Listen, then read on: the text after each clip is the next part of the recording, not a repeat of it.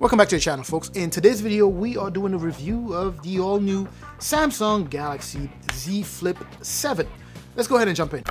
First things first, the all-new Galaxy Z Flip 7 here has seen some major changes in terms of design. What I have here, by the way, is my Galaxy Z Flip 6, which, by the way, when I was opening it, and I've noticed that too, that it seems sturdier when opening compared to the Z Flip 7 here, but I digress. So the Z Flip 7 has seen kind of an overhaul of the design. It's a slightly taller, slightly larger phone, right? With a display like that, you get to see more, you get more room. You know, more screen real estate is always a good thing, if you ask me, right? So the display here has gotten bigger and taller. In fact, if were to close it, the front display has also gotten bigger because now Samsung has taken advantage of the entire display there. And I absolutely love this. I don't know why they didn't do that with the Z Flip 6, but it's good to see that they finally were able to implement this technology here on the front of the display. Plus, you can do a lot more with that front display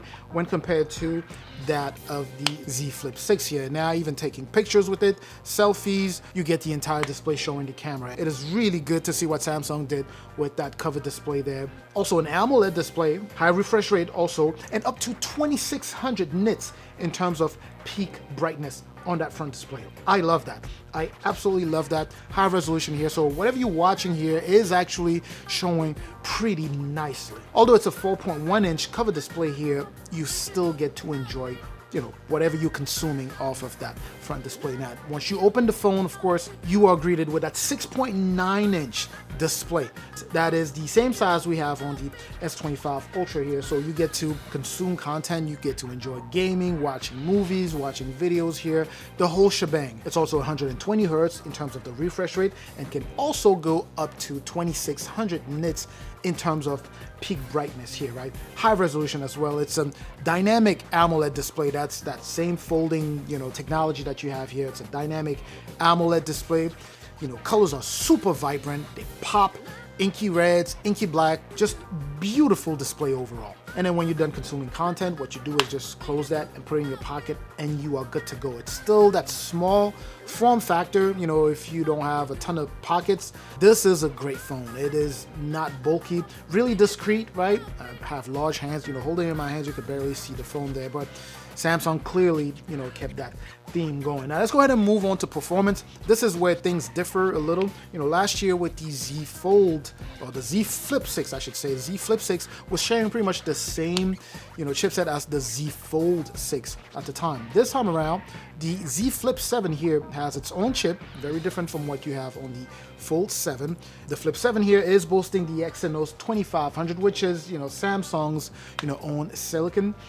And I know this comes with a ton of, I don't want to say hate, but it's created some level of controversy. You know, a lot of people going after it and a ton more just not caring. Personally, I'm not a big fan of Exynos in general. I would prefer, you know, a Qualcomm or Snapdragon chipset because they are more, you know, powerful. They're also more dependable and they've been around for a while and people know that those are just very good chips. You don't hear a lot of, you know, terrible things about the Snapdragon chips. And one of the not so great things that people tend to associate with Exynos chips is, you know, overheating, right? Some people say that they overheat.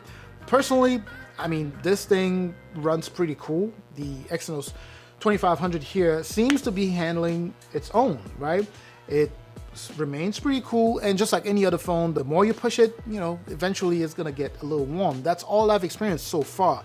No overheating. It didn't get hot to the extent where I was concerned, but I can tell you that, you know, it gets warm if you do heavy gaming for a long period of time, you know, a long session of multitasking of heavy gaming or, I don't know, video editing.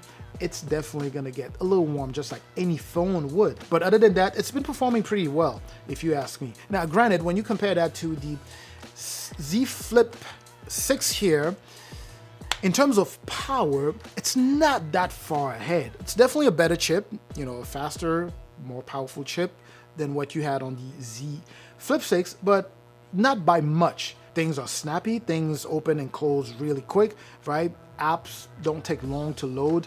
I don't really have any issues with this so far. Maybe down the line, I don't know, maybe down the line it'll be different, but so far it's been pretty good. In fact, the same video that I was testing around with my Fold and also that I've tested on my S25 Ultra in terms of editing actually did pretty decent on here. So the GPU also has been improved going from the Z Flip 6 last year to the Z Flip 7 here. So in terms of performance, I don't really have any complaints. No lags, no stutter, it didn't quit on me or anything like that. Yeah, so far so good. Clearly down the line, if anything happened, I'd make a new video to tell you guys about it. But in terms of performance so far, so good. You also get access to all of the AI stuff. I don't want to go over all of the details, but all the AI stuff, live translate, live assist, all of that good stuff. You have that here. Now, moving on to battery here, you do have a slightly larger battery here, 4,300 milliamp hour compared to that of the Flip 6 from last year. So definitely good in terms of battery life. I'm definitely seeing a slightly longer battery life with the Flip 7 here. Clearly the thermals have been improved. Would have loved to see an even larger battery, but hey, they kind of, Samsung is inching its way up to that. Anyway, so 4,300 milliamp hour. I'm definitely finishing the day with this, and then I have to put it on the charger, at the end of the night. So even if you're a power user, because I am a power user, although this is subjective, right? I am a power user and I'm able to finish the day with this without any issues. So you should be able to do the same. The downside, if we want to call it that, is that this is capped at 25 watt in terms of the charging. So not necessarily super fast charging, but if you plug it in before you go to bed, you should be fine. Now, moving on to camera here, what you have on the inside is a 10 megapixel for that selfie camera. On the cover display here, which is the main camera, you have a 50 and a 12 megapixel there. Videos and picture quality both are good, and you can prop this up and take your own selfies using the main camera there, just like you can with the Fold there. The only problem here is that you only have 2 cameras, right?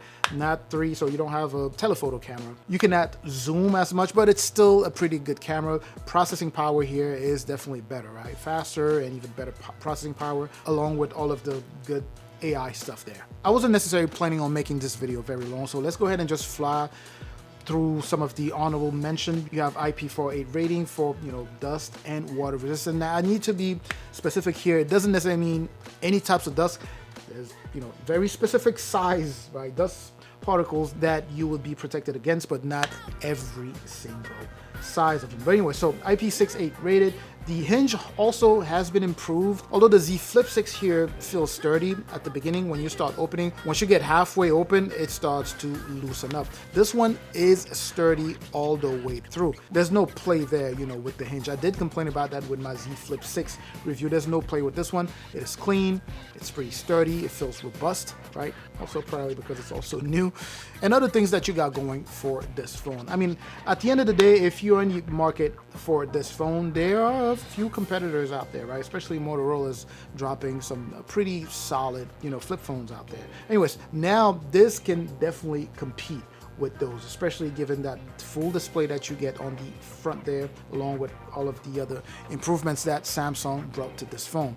Of course, that Exynos 2500, that still remains to be seen how well it performs over time, but I can tell you that as of now, it's been pretty good. When it comes down to whether I recommend this phone, sure, I definitely still do recommend this phone if you happen to be in the market for one, because of all of the improvements, and if you do not mind the Exynos 2500 chipset. That's just my take. Anyways, what is your take on the Z Flip 7? Let me know what you think in the comment section. I'm gonna catch you in the comment section like I always do. Make sure to like, make sure to subscribe if you haven't done so already. I'm gonna catch you in the comment section. I'm also gonna catch you in the next video. Up until that next video, of course, as always, stay safe out there.